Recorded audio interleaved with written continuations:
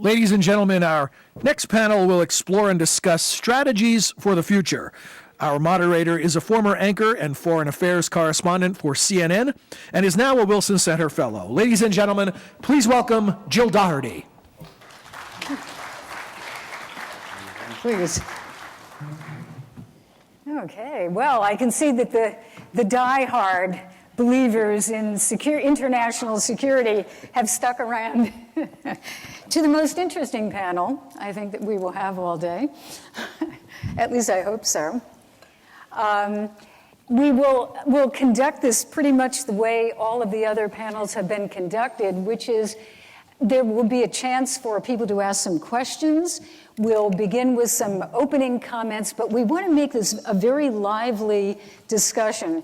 And I think it's particularly important because after this entire day, I'm sure there are a lot of ideas that people have about, and questions perhaps, about the OSCE, how it's functioning, how some things might be changed, how does it react in a situation with many, many questions about security in that region. And so I am not going to say too much at the top, other than I do think that,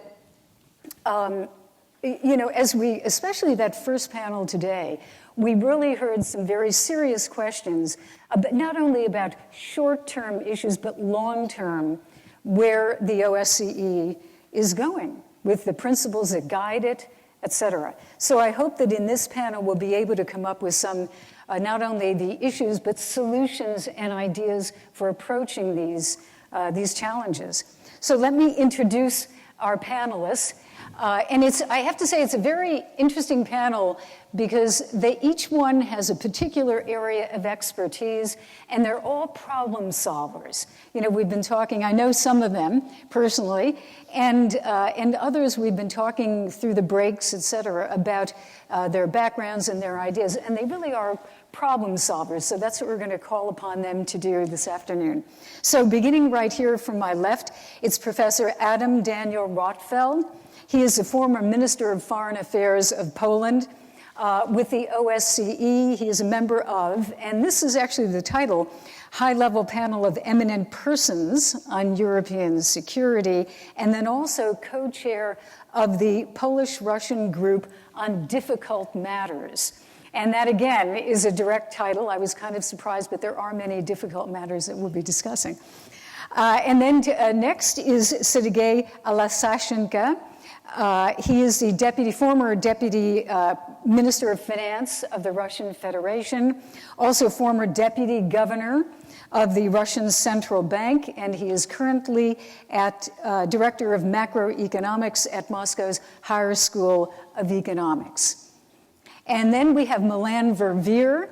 I have known Milan for many years, and I don't think that anybody knows women's issues, international women's issues, as well as Milan. There is no question. She, at the State Department, was the former and first U.S. ambassador for global women's issues. It was created, and she was the very first person who took that post. She is also, at this point, the executive director of Georgetown University's Institute for Women, Peace, and Security. Then we have, it's a big panel, Ambassador Thomas Greminger. He is a permanent representative of Switzerland to the OSCE, the UN, and other international organizations. As well as this summer, you will have, I understand, a new job. Deputy Director General of the Swiss Agency for Development and Cooperation. And then finally at the end, Daniel Baer. He is the U.S. representative to the OSCE. And at the State Department, he's a former Deputy Assistant Secretary of State for Democracy, Human Rights, and Labor. So as you can see, it's a panel with a lot of depth, a lot of experience.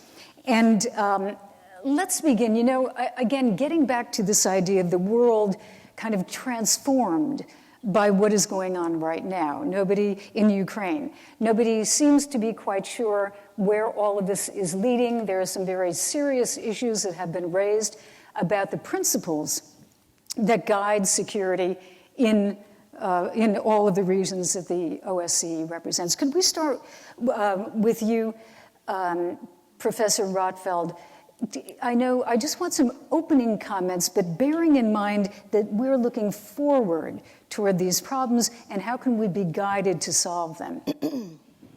Yes, thank you very much for this question. Before before responding, I would like to use an opportunity to congratulate and to express my recognition to Jane Harman and Ambassador Lamberto Zarini for his and for their initiative to organize this meeting, because in fact, to my knowledge, for the last time, also under the Woodrow Wilson Center, it was organized by Max Kamperman in 1990. In other words, exactly when it was the end of the Cold War period.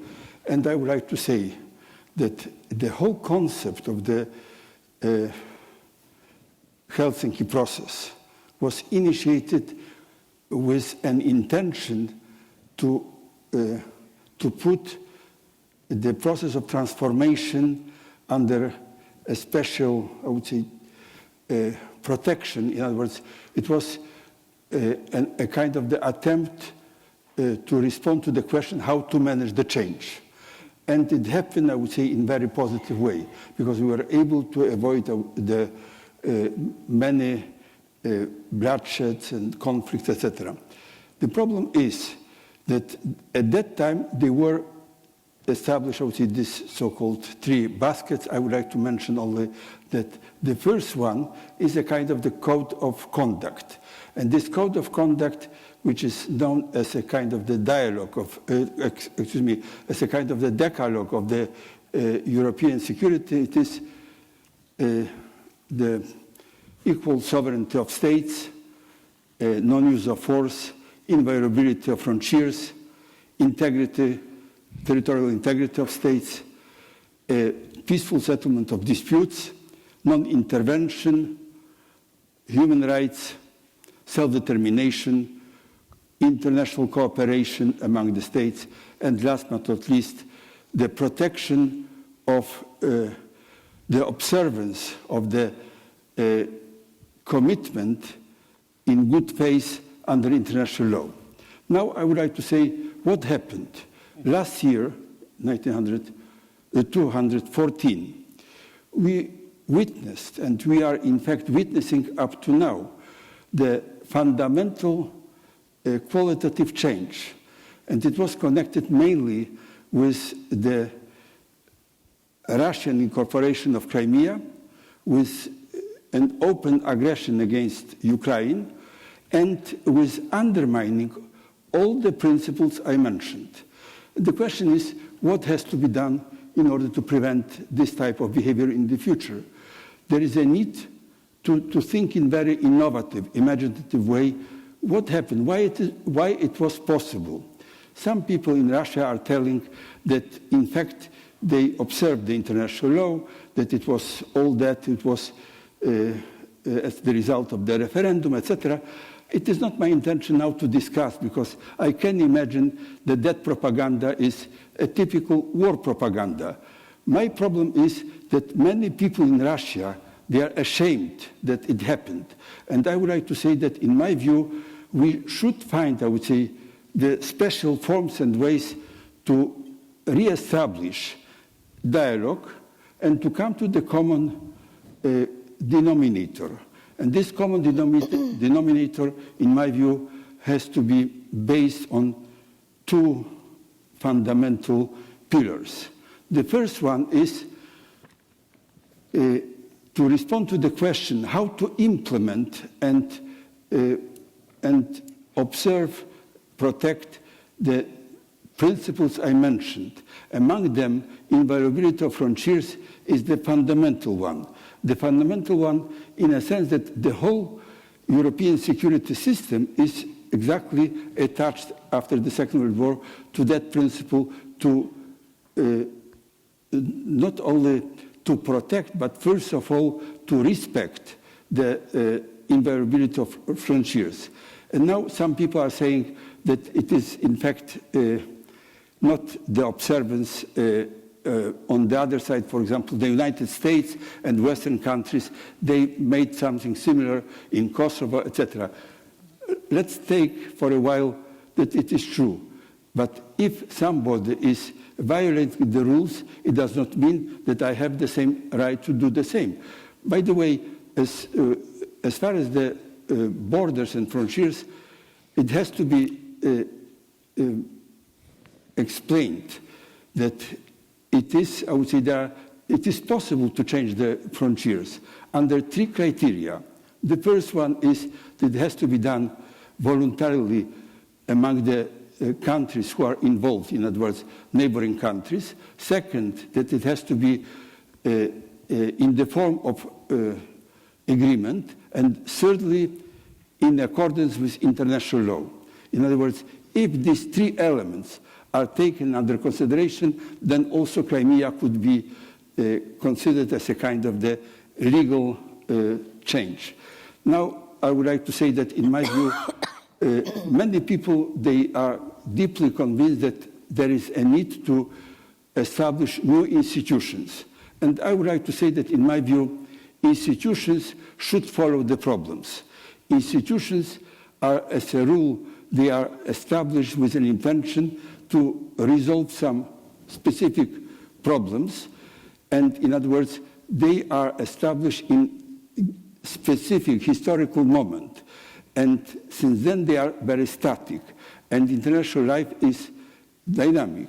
In other words, we have had some institutions which were very well organized, much better budgeted than OSCE, for example, WEU, Western European Union.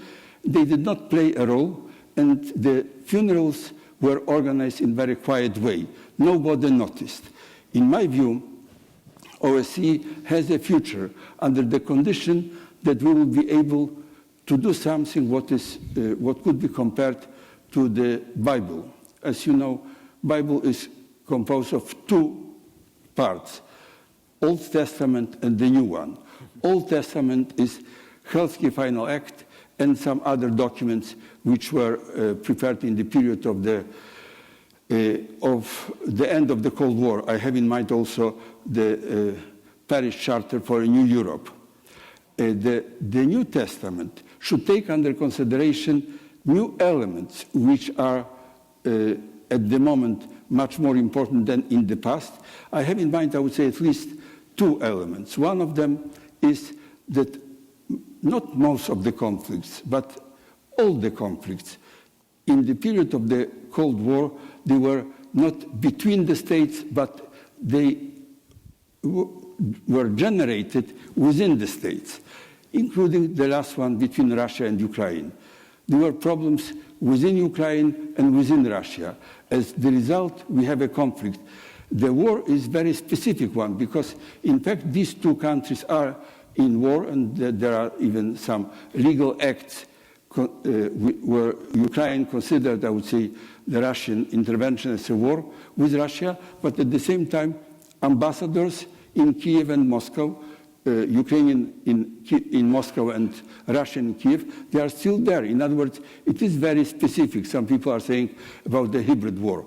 In other words, the recognition of the existing frontiers is a fundamental one, problem for the future. And second one is to eliminate the philosophy, political philosophy of revisionism, territorial revisionism, and sphere of influences, sphere of interest, in other words, not to be oriented to the past, to the Metternich concept of organization of Europe, which was reflected in the form of Holy Alliance, which was very unholy. But I would like to say that, in my view, the future is based on interdependence and cooperation. I do believe that it is possible to come back to that concept also now, after all that what we experienced in recent years. Thank you. And Sergei Alexashenko, do you believe we're at a turning point where we should be returning to those original principles? Where are we? Thank you, Julian. First of all, I have to thank organizers for inviting me to this event. I was really surprised because the bulk of the people on this podium are diplomats, and words are given to diplomats to hide their thoughts. I'm not a diplomat. I was never a diplomat, and I am a troubleshooter. In being in the government office or in the business, I was solving the problems. And that's why I want to excuse me if I will say something undiplomatic, but because I'm really looking for the solution. And looking at this issue, I have to say that it is normally it is generals who start the war. But in any event, diplomats have to end the war by negotiations. But diplomats, as lawyers, they can write an enormous amount of papers, they can spend hours and years on the table, but if there is no guidelines, political guidelines, what is agreement about, they cannot reach, they cannot draft a paper. And so I believe that the general approach here is there is a need in overall strategic vision. What is security? What is European security? What is it about? The old system, I want to excuse me, but the old system, I remember 1975. And by that year, I graduated from the secondary school, so I was not a mature person by today's standards, but really I was interested in foreign policy, and for me, it was like the first step in uniting Europe. It was not the collapse of the Soviet Union. It was not collapse of the communism. 1975, it's okay, it's well, Leonid Brezhnev was a rather young guy, and rather in his good years, but it was the first window in the Iron Curtain, at least as it was accepted by me. And the Helsinki system was based on two camps. And all Helsinki system, it is a peaceful cooperation. How to make new military conflict not to emerge in Europe. How to build a trust. How to monitor situation. How to trust another. So the whole Helsinki system in security issues, it's about trust. How can we verify? Because both sides, they didn't trust one another, and Helsinki was about the trust, building the trust. Today the trust is lacking. That's the most important issue. But I have to support Russian Ambassador Kislyak, who in the first session said that in the transformation after 1990, after the Soviet Union collapsed, in fact, the European security system has not been changed. Someone said that, okay, United States wanted to incorporate Russia to international structures. Yes, wanted. But Russia was never integrated neither in NATO nor in European Union. That are key European structures. And Russia was not even negotiating membership. There was no even idea what to do with Russia. I remember many of my discussions with foreign diplomats, with European diplomats in Moscow, in recent maybe 10 years, my usual question was, what is the agenda between Russia and Europe? What are we talking about? What is our roadmap? What is the goal we want to achieve? What is this strategic vision? No answer. And that's why I would say that the old system, it was built on two camps, and after the Soviet Union collapsed, or the socialist system collapsed, in fact, one camp started to grow up, including members from the other. Some countries from Eastern and Central Europe started to join NATO, started to join the European Union, but generally, in the 90s, Russia was looking on this, okay, that's a natural process. Europe is going to be integrated. But the situation changed with Yugoslavia, with bombing of Yugoslavia, and by that time, the first fears in Russia emerged. And I would say that it's not about Putin himself.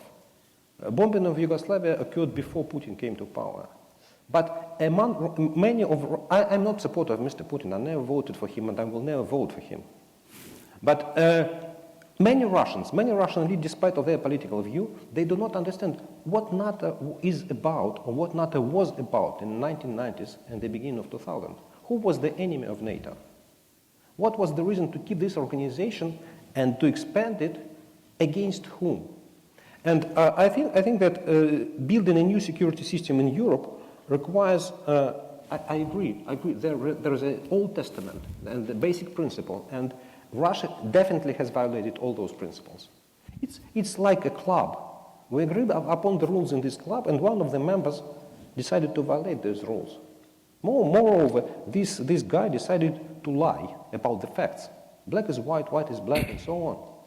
But if we want to build a new system, if we want to discuss the situation with a new security system in Europe, what is Europe? What are borders of the current Europe? Of course, okay, it's nice from Vancouver to Vladivostok, or I don't know, from Brest to Tajikistan or something else, but do we negotiate security as two blocks, non-fighting one another, like Helsinki system? Maybe. Russia on the one hand, Western Europe, Central Europe, Eastern Europe on the other hand, and some former CIS countries, they decide which bloc to join. Maybe. Or it is security of Europe as it is against any external aggression. Because the current system, it's, it does not, it has no response. It has no response what to do in this case like Ukraine and Russia. What all European structures, security structures can do? They can monitor, they can send monitors, it's a very important job. But no one can prevent this aggression. No one can be involved, send, I don't know, military troops or do anything. Yeah? And that's why it is the basic question, what is security? It is security where there are two camps, or maybe three camps, or maybe four camps, I don't know. Or it is security against external environment. For example, Afghanistan and, let's say, ISIS and many other problems for Europe are external threats. And of course, all those issues like Syria and ISIS, Afghanistan, they are negotiated by OSCE, by European authorities like an external threat. Maybe Russia is an external threat as well. But let's make Russia a choice.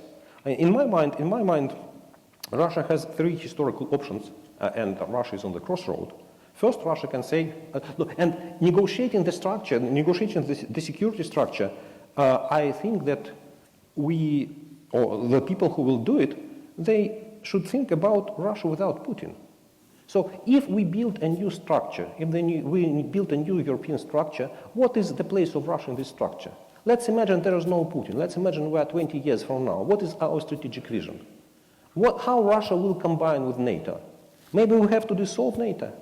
Maybe the first step we have to say, Russia, please join NATO, and afterwards all the rest. Or, I don't know, some other solution. But Russia is a member of this club, is a member of this condominium, and we cannot expel it. We cannot send Russia to the moon. Russia will exist. And Russia will play one role or another on the European security. Russia has three choices: to return to European home and say, okay, we commit our aggression, we are ready to negotiate, we are going back, and we are ready to join Europe back. Second option, okay, Europe, forget about Russia, we are going to join China. We are going to be a member of the Chinese family, but that means for Russia the lose of its strategic role in the world. And the third, we will be independent island between Russia and between Europe and China, something like Northern Korea between China and Japan. So playing this role. But it's this issue, this choice should be articulated and presented to the table of Russian leaders, saying, look, guys, it's your choice, it's your call. You decide, are you going to be a member of our club in security issues? I don't want to touch economic issues and so on, all the rest, they're outside of our agenda. But you have to make a choice. Either you negotiate with us, the security, how we see it. For us, Europe is this and security is that. We want to combine. Russia, make your choice. You are around the table or you are on the other table, and we are building security against you. But the same is true to Ukraine. Europe has to give Ukraine an opportunity to make a choice, either it's Russia or Europe. And if Ukraine decides we are going to Europe, I think it's commitment of Europe to give protection against Russia, against any further aggression. I don't know, I'm not supporter of the idea that Ukraine should be a part of NATO, a member of NATO, because definitely it will benefit to fears, to paranoia fears in Russia, but some type of agreement, some type of security umbrella Ukraine should get. Because Ukraine is a nation, they should not live in the fear situation. So that's the security, that's negotiations. And I think that I understand that I gave much more questions than answers, but those are political questions. And that's the agenda. What is Europe? What is security? What is the role of Russia of this agenda? Thank you. Thank you, Sergei. Now, Milan Verveer, we haven't heard too much about women today specifically. And I guess, when you're talking about a lot of this, actually sometimes hard power, these hard power, at least security issues, it seems that the issue of women might be lower in that order. Is that correct? I mean, if women's rights were paid attention to in this particular area right now, would it make a difference? I think it would make a difference, and thank you, Jill. It's good to be back with you and with everyone else here. Unfortunately, we give short shrift to the so-called women's issues, and probably the biggest challenge is calling them women's issues, because by virtue of saying that, one eliminates the other half of the population. And these issues do apply to women, there is no doubt about it. But they are also, to the extent that women succeed and make the progress they need to make, they are about the progress of all of us. So if we write off half the world's population, the fact that so many are more educated today, the fact that they are on the front lines of change, and the fact that they are critical players in the kind of world we want to see, we will not only shortchange the women, but we will shortchange ourselves. And I think that we have to get over this thing, as the Secretary General was saying to those of us who are at lunch today, that International Women's Day was marked, as it's been marked all over the world, this past March 8th, and it was as though it was to appeal to a small constituency, not something he was endorsing, but something he was observing. And I think that is part of our problem, that we see it as a marginal issue instead of an issue that is certainly the right thing to do. It is fundamentally about human rights, but it is also the smart and strategic thing to do. And today we have a growing evidence-based case that buttresses that proposition, that we cannot begin to solve most of the challenges we confront, and this is a solutions panel, whether it has to do with peace and security, or it has to do with economic growth, or with governance and less corruption, or the environment and climate change, whatever it is, if we're going to remove the talent, the experiences, and the perspectives of half the world's population from those decisions. And I think it would be helpful if I looked at just a couple of issues, although this rings true for a whole range of issues, all of the public policy issues that we confront. But in the area of peace and security, that is obviously something we're discussing. There's an international framework that was adopted by the Security Council of the UN 15 years ago this October that linked women to peace and security. And over the last 15 years, many enhancing resolutions have been passed to grow what needs to be done in this space. And essentially it boils down to recognizing that women are agents in prevention, that they are like the canaries in the mines. If the canaries don't return, there are big problems in that mine. If you look at the conditions of women, gender-based violence, discrimination, it more often than not goes hand in hand with the instability of societies and potentially leading to worse conflict. Secondly, protection. Most of the casualties in today's civil conflicts happen to be civilians, and that's women and children at the top of the list. So there are all kinds of considerations that need to be made in terms of what kinds of protections they should be afforded and how we should deal with the price that they have borne in the conflicts that they have been going through, including what's happening now in Ukraine, for example. Thirdly, participation. Women are at once often victimized in conflicts, but that is not to negate the fact that they are leaders, that they are agents of change, that they have voice, and that we need to consider what they can bring to the peace tables, to the decision-making tables, not keep them off to the side someplace, but actually tap the knowledge and experience that they have to get better solutions. We know, from example, from any number of peace agreements that have been adopted over the last couple decades, that women bring issues to the table that were they not at the table, they probably would not be addressed. Human rights issues, transitional justice, issues having to do with economic opportunity, issues having to do with reconciliation. If they're not discussed in ending conflicts and moving to sustainable peace, you're likely to see recurring conflicts. And then in the whole area of relief and recovery, you have this issue today with the IDPs. These are issues ranging from Afghanistan to Ukraine and every place in between. But what role are they going to play, having the experience that they have, in determining, developing, and participating in the resolutions of the kinds of supports that are going to come in a post-conflict situation? So today we have, I think, more than half the members of the OSCE have adopted national action plans. That means that their governments have recognized this is a critical area in which they need to unleash their own resources and their own policies and programs as decision makers in this space, as governments. So in my country, for example, our national action plan has to focus on doing our diplomacy differently, factoring in the perspectives of women and their participation. How does this affect our military operations? How does it make military operations more effective? What does it do to our development portfolios? And how do we use those and make those development considerations in a way that's going to bring us to a better result? This is all about results. It is not about ideology. Second area, which is one I think we increasingly have to focus on because it's what governments all over the world want to achieve, and that's growth in their economies, inclusive prosperity, and jobs creation.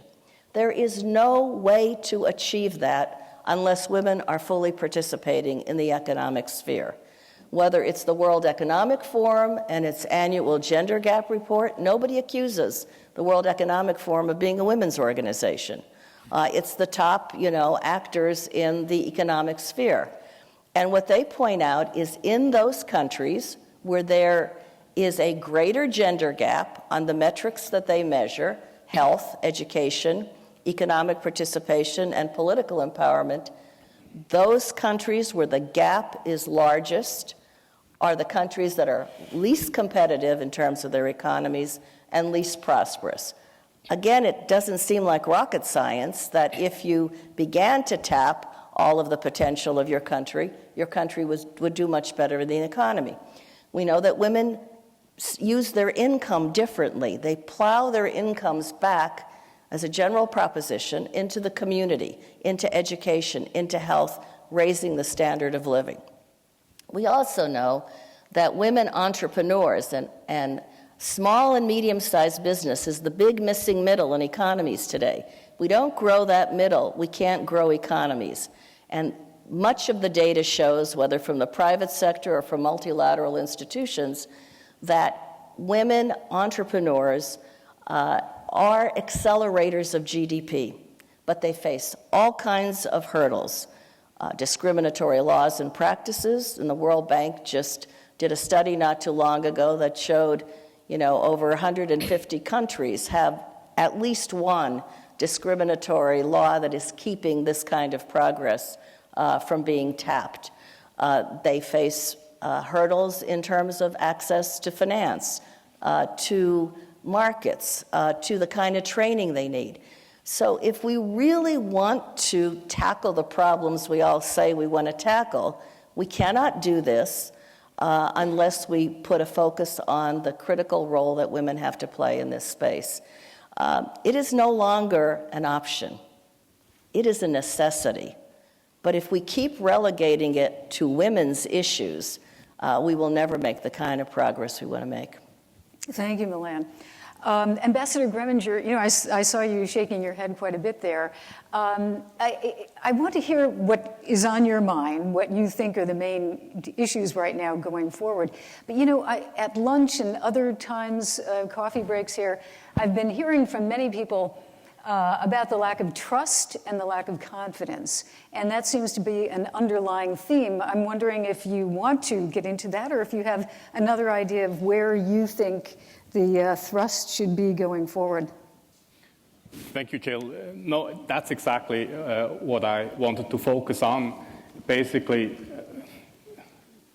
continuing where we left off this morning after the session one, that is with the crisis in and around Ukraine, that called into question the very basis of the cooperative system of security that we have built up in Europe. At the same time, also recognizing that this crisis in and around Ukraine did not happen out of the blue. I guess it came against the backdrop of major divergences in a number of important security issues in recent years, and all this led to an all-time low in trust and confidence. And what I would like to propose here are four concrete avenues that would aim at gradually rebuilding trust and confidence. The first would focus on stabilizing eastern Ukraine. I think there is no shortcut there. And here I think we can build on something that worked last year during the Swiss chairmanship of the OSCE, and that still seems to work now during the Serbian one, and that is we seem to get consensus, we seem to be able to agree on concrete measures to prevent further escalation in Ukraine. Concrete measures of conflict management. And, well, I guess there is an agreement that for the time being, the only game in town in that respect is implementing the Minsk agreements. And, well, I don't need to tell you that the situation is still extremely fragile. We need to consolidate a shaky ceasefire. We need to verify the withdrawal of heavy weapons, not to speak of the political process that hasn't started yet. And every single measure in these Minsk agreements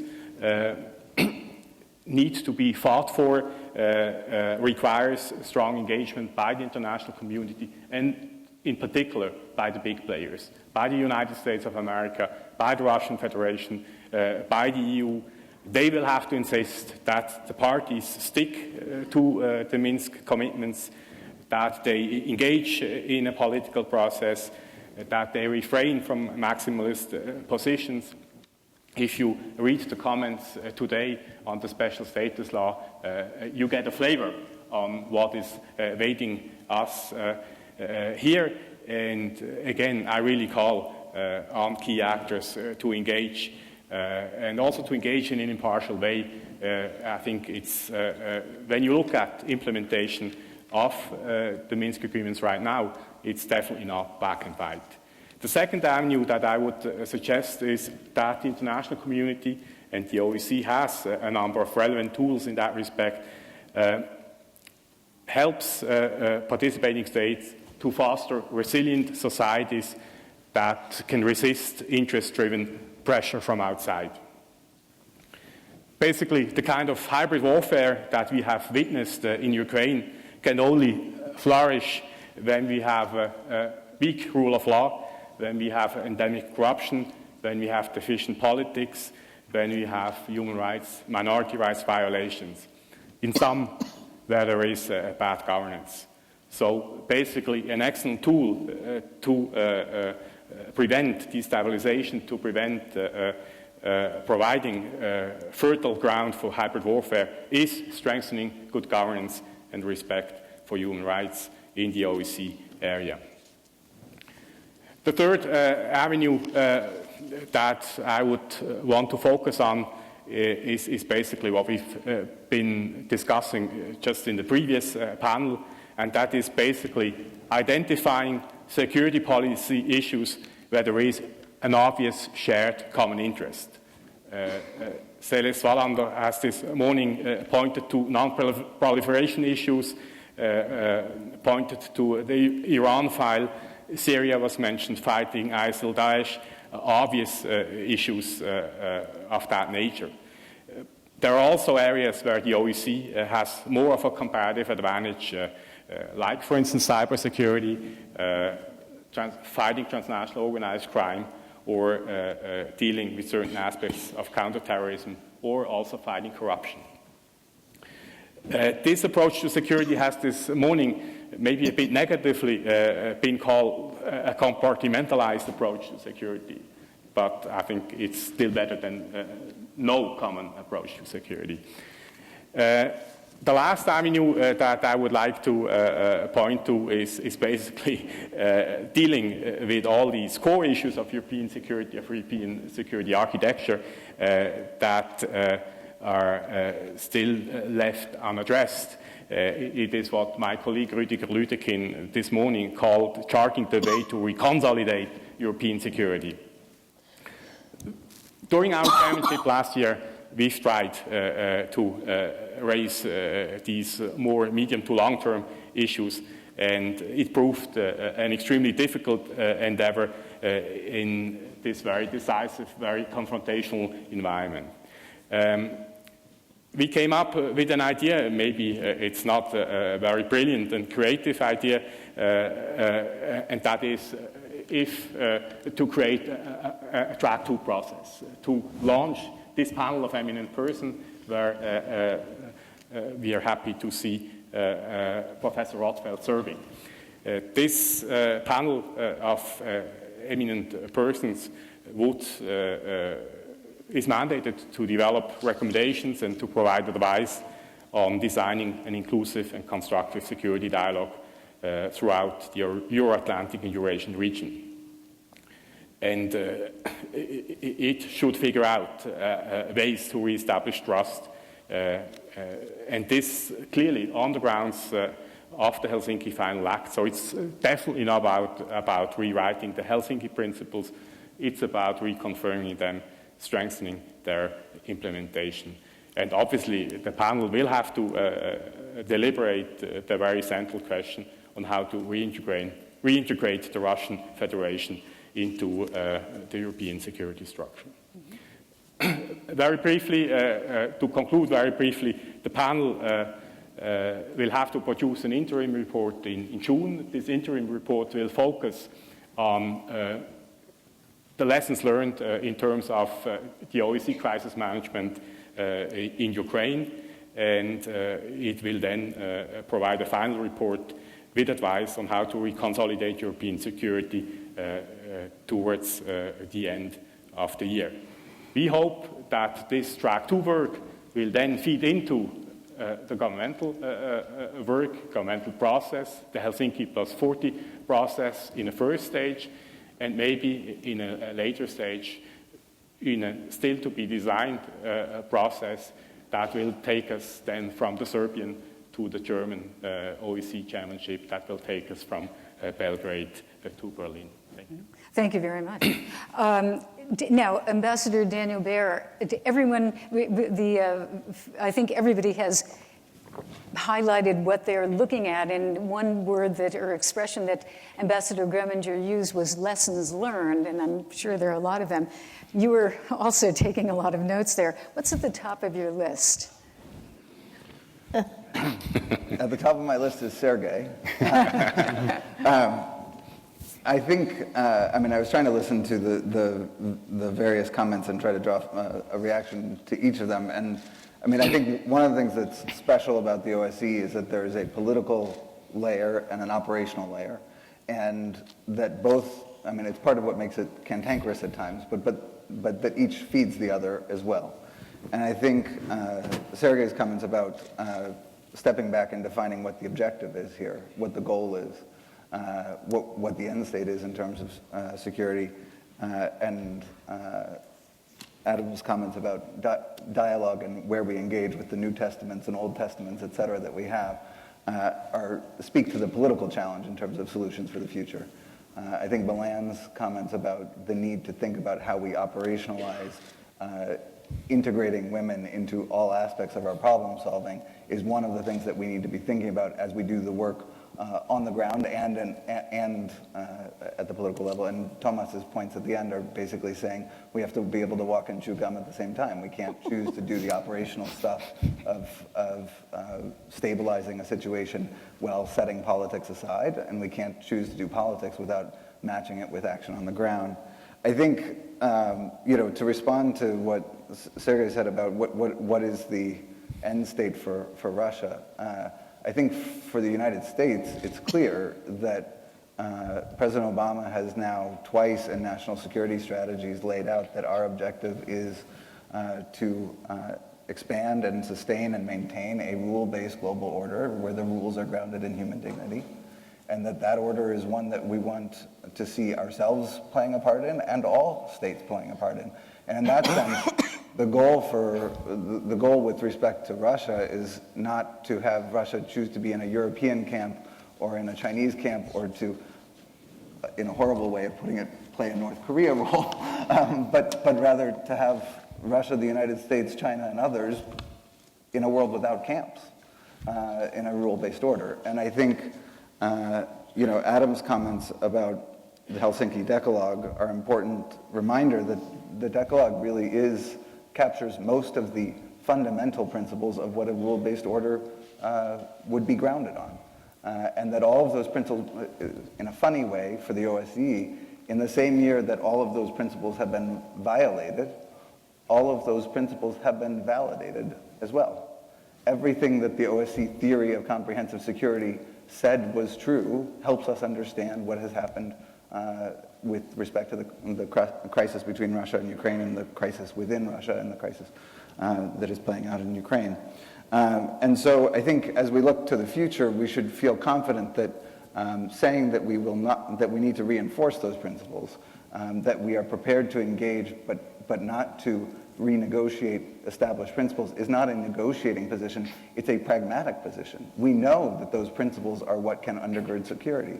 It's not playing a tug-of-war, it's taking an empirical fact and saying, these are the principles that can undergird security for Europe and for the world, and so we will be ready to work with Russia to bring Russia back into the fold of those nations that are working in 2 steps forward, 1 step back, the way that politics always works, but working to build and sustain a rule-based global order. As we were, I think it's important to note, as we were in many ways for as long as Russia was willing to do that. This administration worked very hard to help support Russia's accession to the WTO, which is part of that rule-based order. So this is not something that was left behind in the 90s. This is something that has been an ongoing objective. I would say that Russia's drift away has been a source of great regret, not only for the United States, but for many others. I think in the meantime, practically what we can do is, until the time when Russia is prepared to come back to the table and to build that world-based order, we should be very serious about how we engage to mitigate the risks of the current situation. And obviously the OSCE, the CSE more accurately, played an important role in mitigating the risks that a confrontational politics entailed in decades past, and I think there are lessons to be learned from that as well. If I can just finish up by saying, I think one of the things that's important to not forget is that there's very much a good news story that happened in 2014 for Ukraine, which is perhaps something that doesn't get said enough. The Ukrainian people twice resoundingly chose to be part of a rules-based order, to have institutions that they could trust, to have a government that they could trust. It's not just the people in Donbass who had grievances with the central government. The Yanukovych regime was robbing people blind in the north, south, east, and west of the country. There is a reform process that has been begun that, as all reform processes, is not moving fast enough and must be pursued urgently, that women are going to have to be engaged in determining, because they will be the ones who can guide where things are being stolen from the local school or the local hospital that need to be invested in the local school or the hospital. But I think we shouldn't forget the fact that, much of what happened in the last few decades in Europe was the building of institutions that reflect a set of European European ideas that are universal values, that are grounded in universal values. And it is a striking success of the European Union and of institutional Europe that people who aren't yet part of institutional Europe found it so compelling that they went out in the hundreds of thousands to the Maidan, and that they came out in the tens of millions to the voting booth to say, yes, that is the world that I want to be a part of. I choose that world. And they weren't choosing a camp. They were choosing a world. Okay. A little housekeeping. So now we want to have a discussion. I want to keep it really active and short. So if everybody can keep comments short, we have about 25 minutes to go. We're sticking strictly to that schedule, by the way. So I want to have some chance to ask some questions at the end of it. So let's begin. You know, as a layperson listening to a lot of this, I think there's a fundamental question that I have, which is, if the OSCE is working properly, how do we end up with a conflict in the heart of Europe, which is so bloody and contentious? Does it mean that the OSCE isn't working, or is there some outside extraneous force that is changing the situation so radically that the OSCE could not have prevented it? Well, my response will be rather disappointing to you, because I would like to say that OSCE is working better than I expected, but it is not as effective as could be for many reasons. The main reason is the same as with the United Nations. United Nations is seen by many, for good reasons, as very weak universal institution. OSCE could be seen as even weaker regional institution. It is weaker for the reasons which were mentioned today many times: budget, the neglected, I would say.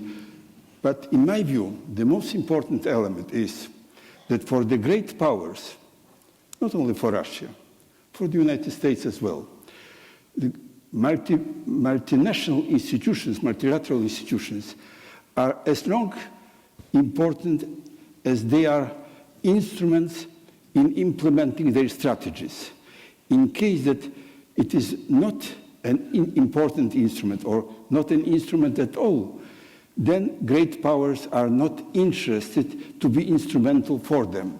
In other words, the simple fact that OSCE is unknown in many great powers, not only in Russia, in the United States, but also in France, in Great Britain. The only great power in Europe, Germany, where it is, I would say, an interest for this organization.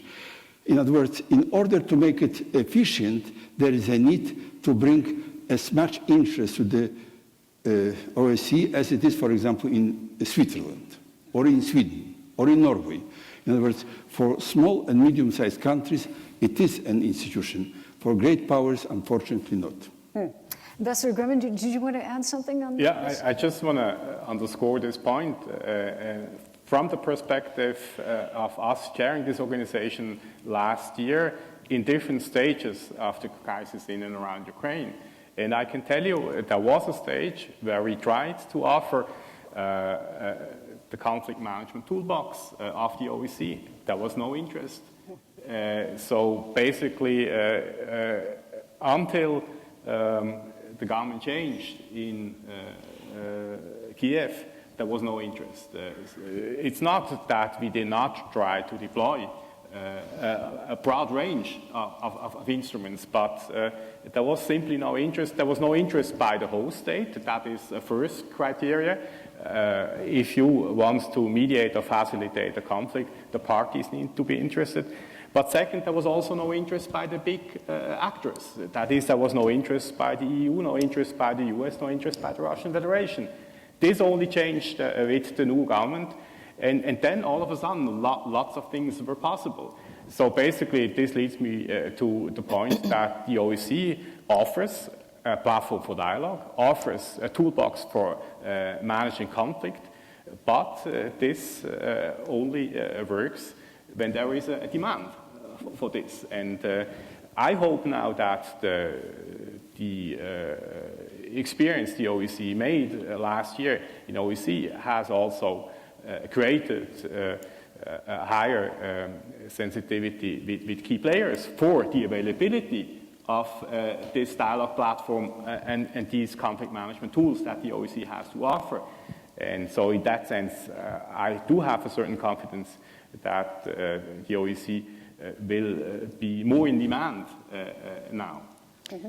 I Yes. think both the mention of the UN and then now the OSCE also has to do with the fact that in one institution you've got the veto in the Security Council, and here you've got to operate by consensus. And not being able to achieve that consensus has been a real problem.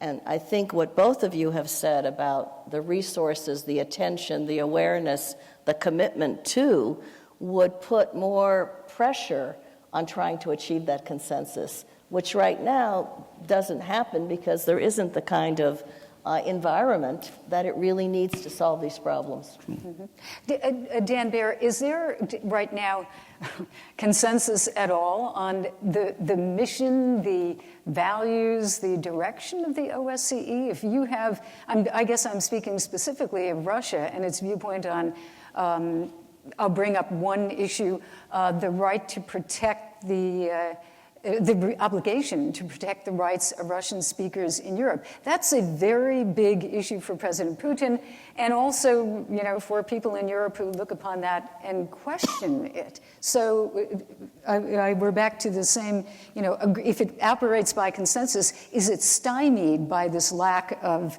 consensus on what it should be doing?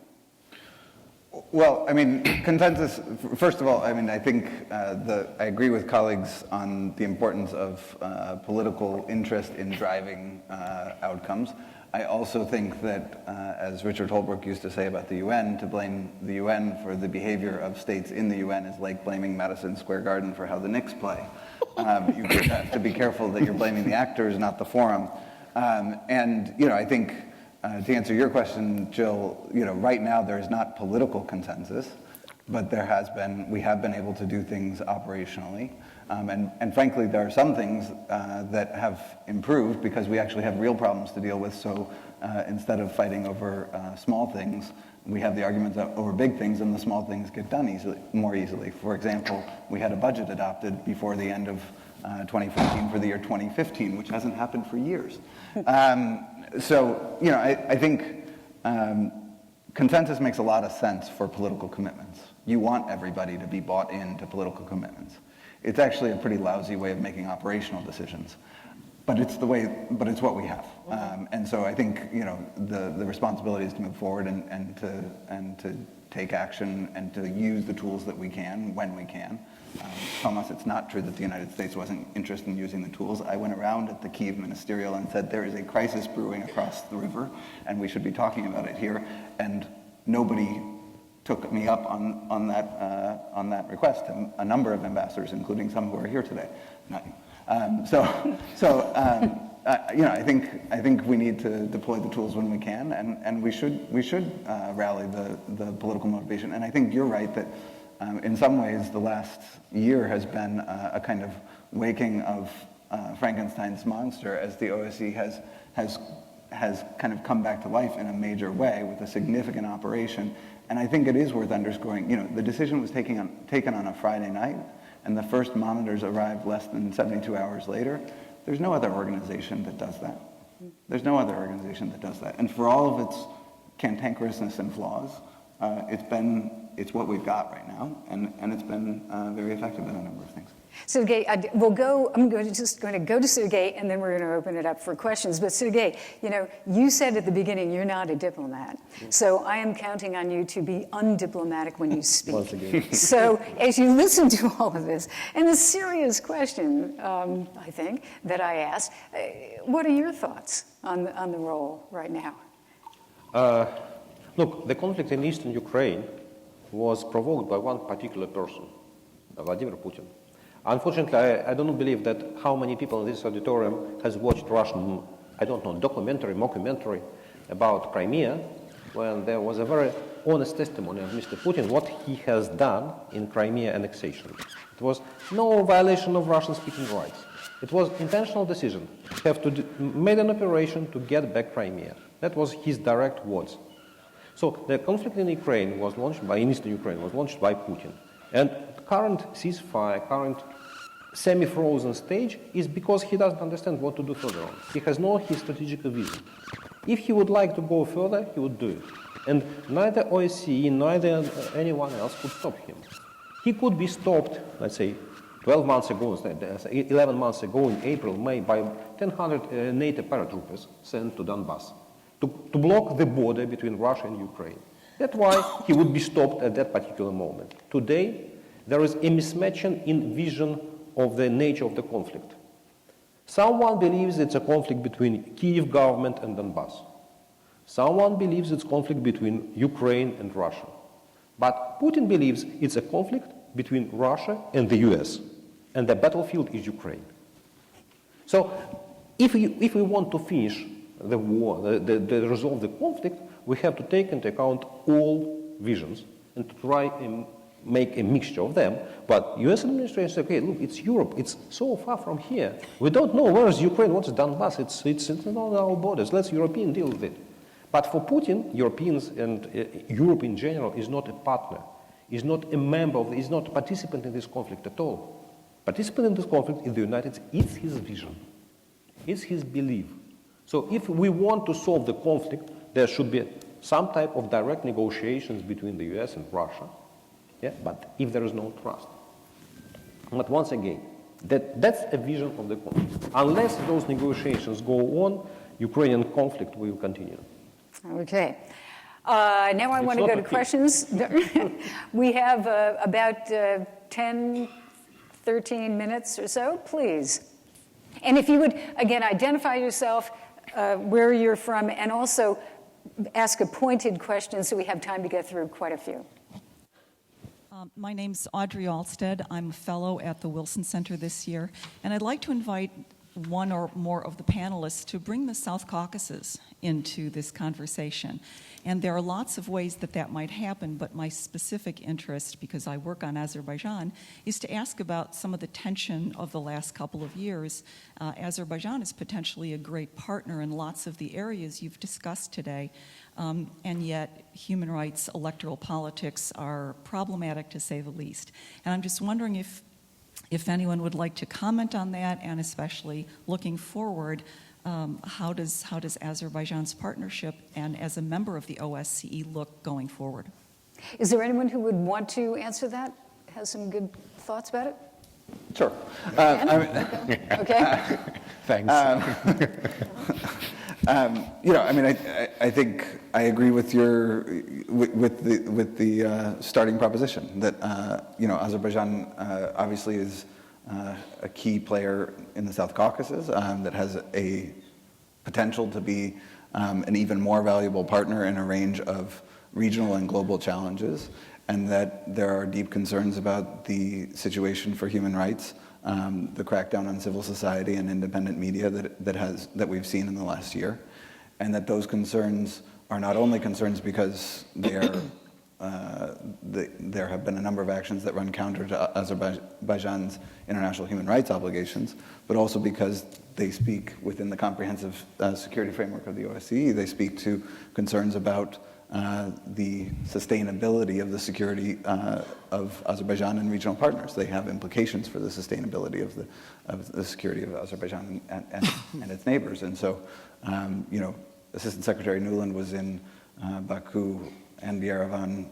last month. We have announced that we're going to start a new set of conversations with the government of Azerbaijan about civil society, and we will continue to make the case that actually making progress on these issues is a way to make progress on our partnership and the ability of Azerbaijan to be a reliable partner with others in the region.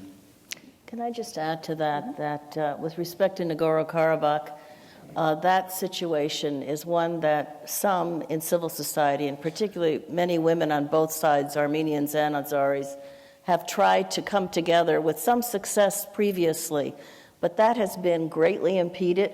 Some of the crackdown has undermined it. The propaganda about how certain parties are liable, is removing youth as a possible antidote, a progressive force going forward from being that progressive force.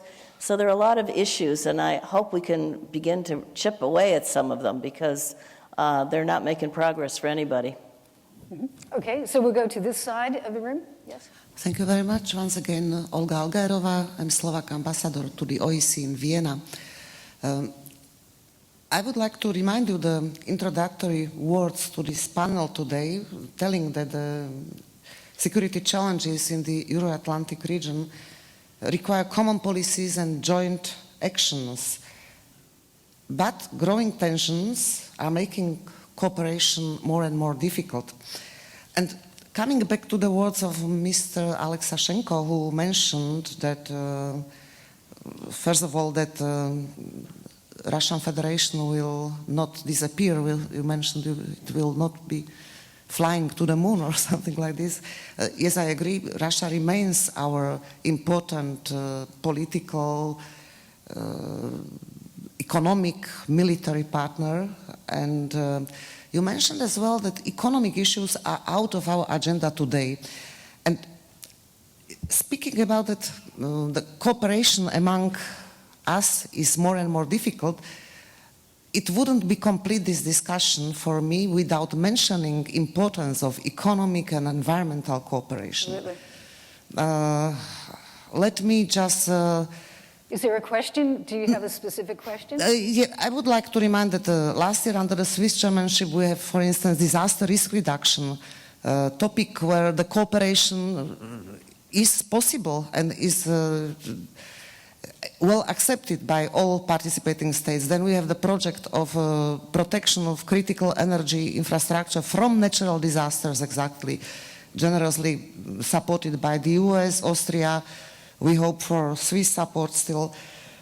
So I would like to tell that energy is a very specific asset and environment as well, with very direct implications on security, and we cannot avoid to mention it when speaking about discussion within the security days here today wouldn't be complete for me without mentioning this. Okay, I think this is a good question for Sergei. Would you like to answer that? Yes, and I'm ready to answer, and I would say that that's precisely what Mr. Putin is dreaming about. Let's forget about Crimea. Let's forget about Donbass. Let's do business as usual. You Europeans, you can benefit in Russia. Please go. What sanctions? Remove sanctions. Please take money in Russia. Once again, we are in condominium, and there is one person in this condominium who is going to grab his neighbor's apartment. One apartment, another apartment, third apartment. And let's negotiate. How do we collect money to build a new fence? How to hire the gardener to make our loan? Okay, he's grabbing. No, let's do business as usual.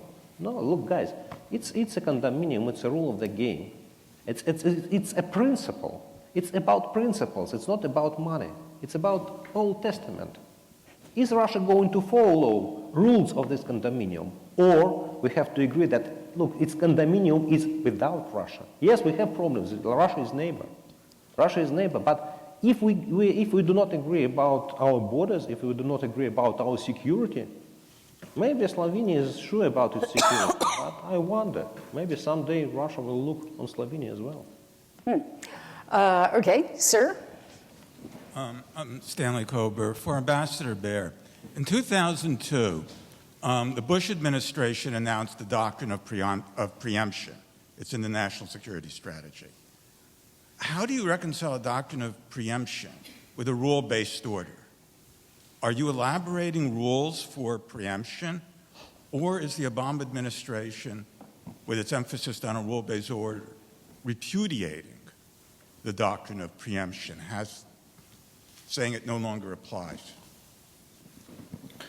Well, obviously, I work for the Obama administration and not the Bush administration. But I mean, I don't think that the Bush administration saw the elaboration of that doctrine to be a repudiation of a rule-based order. I think it was obviously a response to particular threats from particularly from non-state actors, but not exclusively, but broadly from those who challenge a rule-based order. And I think there are obviously difficult, I mean, it's difficult in theory, it's even more difficult in practice to make a decision about when the benefits outweigh the costs in terms of trying to protect a rule-based order by taking kinetic action.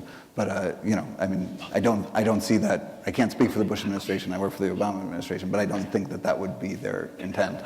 Certainly, President Obama has made clear now twice in national security strategies our commitment to a rule-based order grounded in principles of human dignity, and that we are committed to working with the understanding that the United States can't go it alone. It's not practically feasible, that we have to be working with partners, and that one of the ways that we will work with partners is to put more investment into multilateral diplomacy and take those partnerships forward. And you know, that's the rule-based order that I think holds promise. I mean, one of the things that hasn't been said today that should be said is this is a rule-based order that Russia stands to benefit from as much or more than the EU and the US.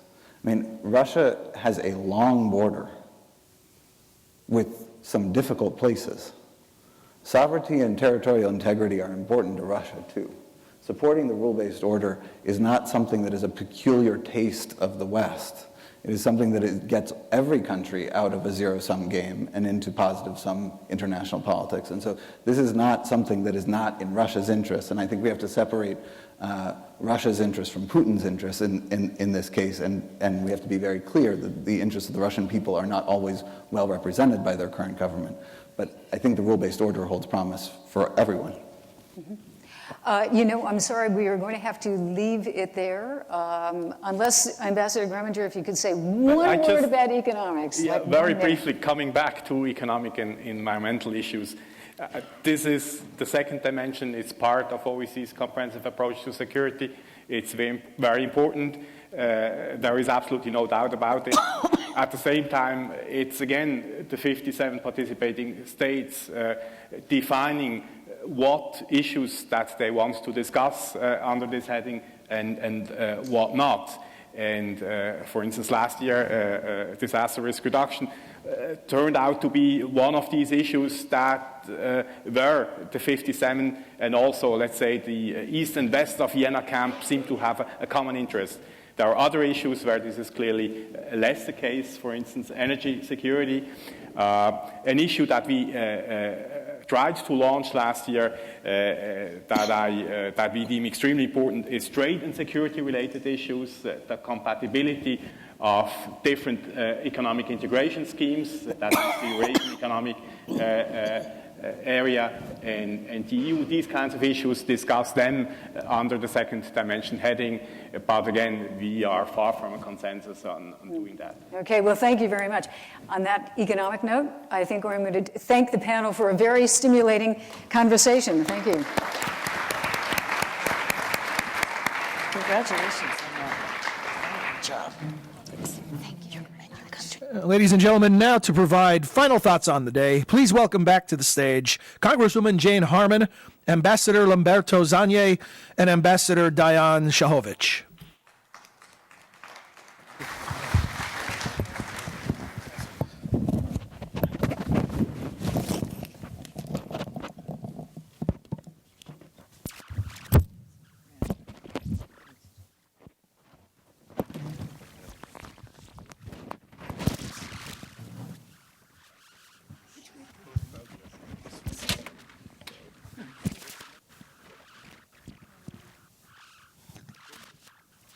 Gentlemen, at the end of this long day of discussion, I just want to echo one of the panelists from the previous panel who said he was not a diplomat. I have to say I am a diplomat, and I've been a diplomat for too long, especially in the multilateral diplomacy, and there's a consequence to that. And the consequence is that usually you cannot stay in the conference room longer than your own speech lasts or your minister's speech. However, today I stayed in this conference room the whole day. And I want to thank Woodrow Wilson Center and Secretary General Zanier for organizing this extremely interesting and important discussion day. I heard and we heard for our chairmanship a lot of interesting ideas, a lot of interesting points were raised. That also encourages me that our panel of eminent persons, which is composed of similar set of eminent persons as we had an opportunity to listen to today, will actually come up with fresh new ideas. I can't comment, we don't have time, on all the topics that we've heard. There were interesting points in every panel and every discussion. For example, when we talked about Central Asia, the question of water management and water governance was raised. It is one of our priorities, and we also want to engage Central Asian countries on that. I want to thank our Romanian colleague for talking so eloquently about what the Security Committee and the chairmanship is doing in that area. I just want to make a few comments on the first panel, first discussion that took place today about Ukraine. We've heard a lot of views on how the situation and why the situation developed. We heard a lot of various different interpretations of international law that's maybe inevitable, and these discussions will continue, but this is not too helpful for what we want to do and for the way forward, especially not for the practical work that OSCE, the Special Monitoring Mission, has to do in Ukraine. One of the main points that was raised here is very truly there's a lack of trust, the level of trust is at zero or maybe below zero, and we need to restore that, both on political level but also at the operational level in Ukraine. This important package of measures will not be implemented if level of trust is not raised. And again, I want to ask for full cooperation of all involved, to the Special Monitoring Mission, to Ambassador Tagliavini and Trilateral Contact Group. They have a very, very serious job ahead of them. If they don't, they are not given sufficient means and cooperation of others involved, we will be in a big, big trouble. Thank you. Thank you. And it was a long day, but an interesting one. I have to say, I learned quite a few things myself, and I also enjoyed listening to the panels and the interaction between the panels and the public. I thought that was very enriching from my perspective. One thing I learned I didn't know is that there was a precedent to this. There was, I think, Professor Rothfeld mentioned that. In 1990, if I got it right, and the time of Max Kampelmann, there was an OSCE event here with the Wilson Center. So it looks like when the OSCE or CSE comes to a turning point, we need to come here to have a debate on where we stand and look at the way forward. And this is certainly an important and delicate phase, a phase where we're looking at some of the fundamentals, but not in a critical way. I think, again, Professor Rothfeld was mentioning a bit of a monotheistic approach in an organization that is talking about interfaith dialogue and all that, but the Old Testament versus New Testament.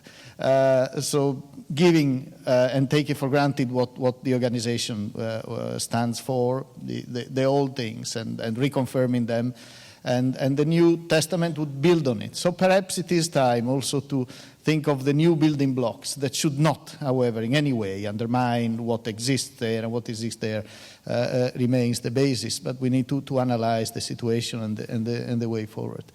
A number of points through the discussion, but the key consideration I would make is that what we are facing is a deep division in Europe. the lack of trust, the lack of reconciliation we were talking about. The emergence of within the OSCE space of competing subspaces somehow, and the OSCE has a toolbox that is relevant to deal with this development, this increasing competition within this space. A specific point that came up also very clearly in the last panel, but also in the first, I would say, is the role of Russia, and certainly continuing engaging with Russia is important, albeit very difficult, and we saw that. We saw that, you know, in the first panel again. This was very clear. This is what we face in Vienna all the time.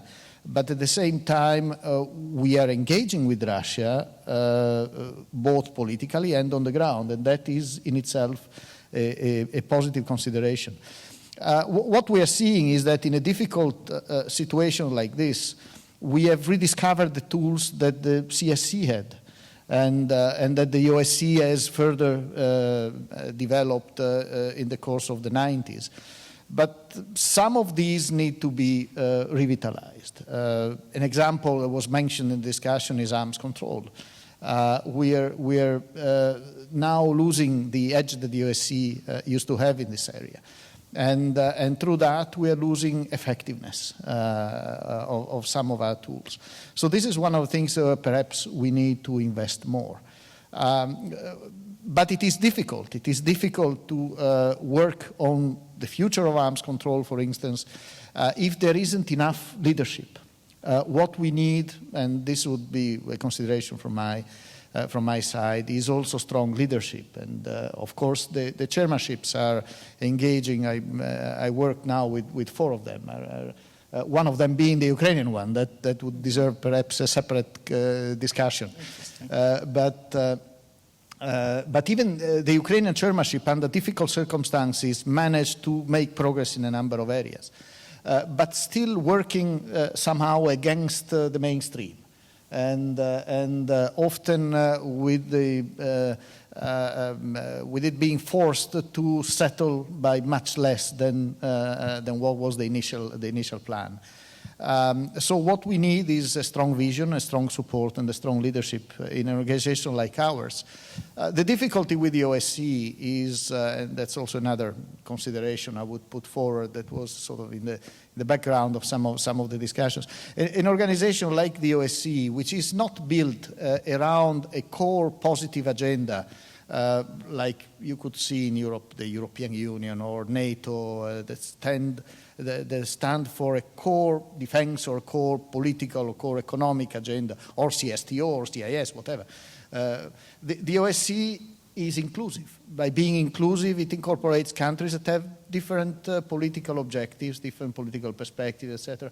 And it's difficult to find sponsors who invest a lot in an organization that is a platform, that is a tool.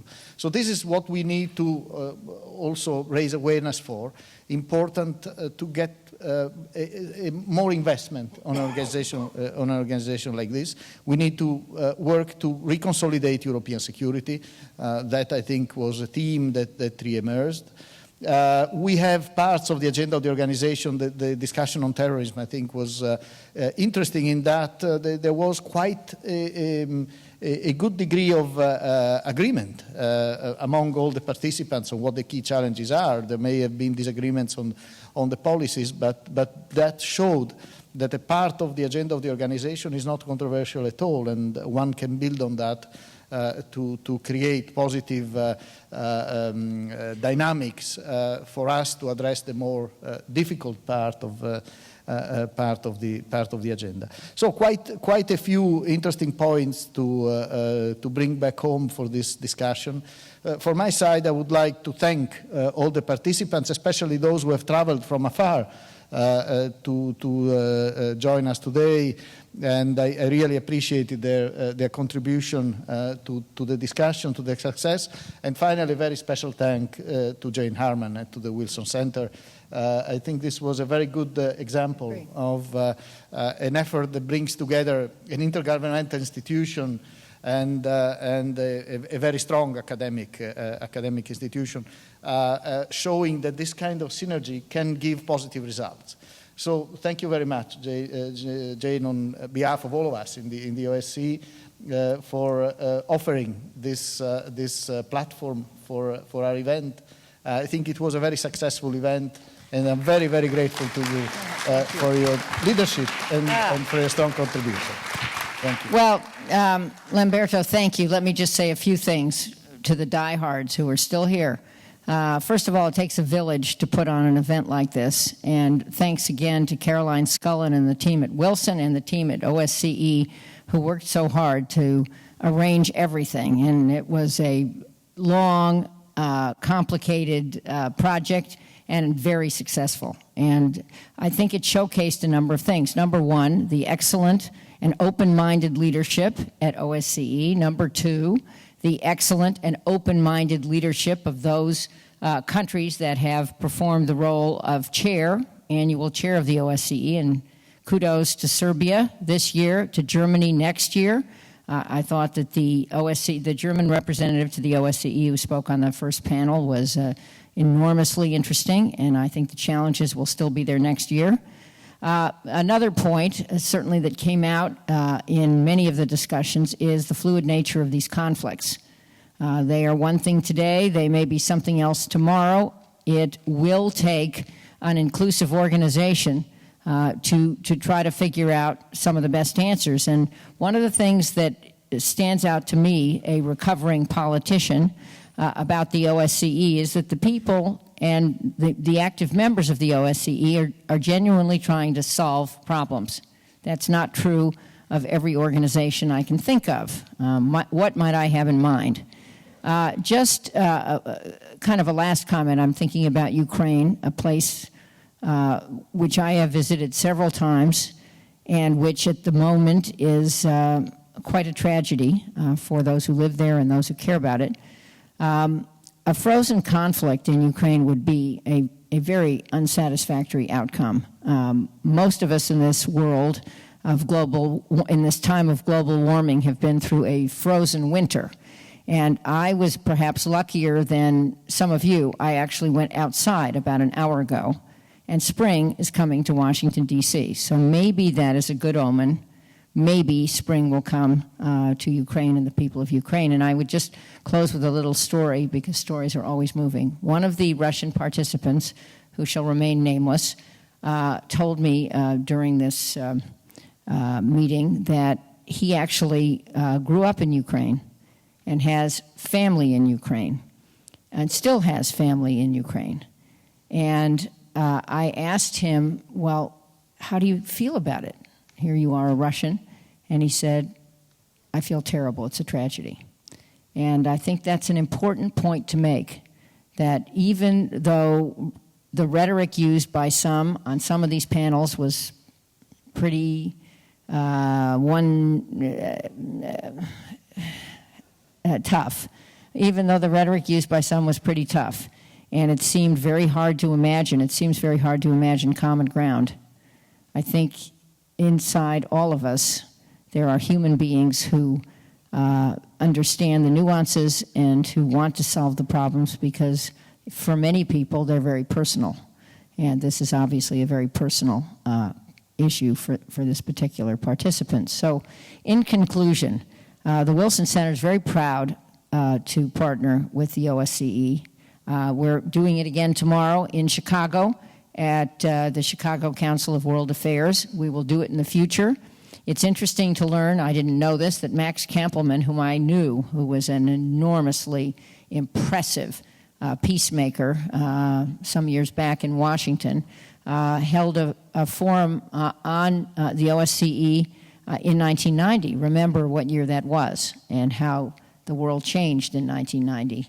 We still don't have a roadmap for the post-Cold War world, but we are better off because institutions like the OSCE and the Wilson Center exist. And I'm enormously proud to be part of this place and to add my voice to very impressive voices in favor of pluralism, reconciliation, and a path forward where everyone can live with some stability, security, and opportunity. Thank you very much.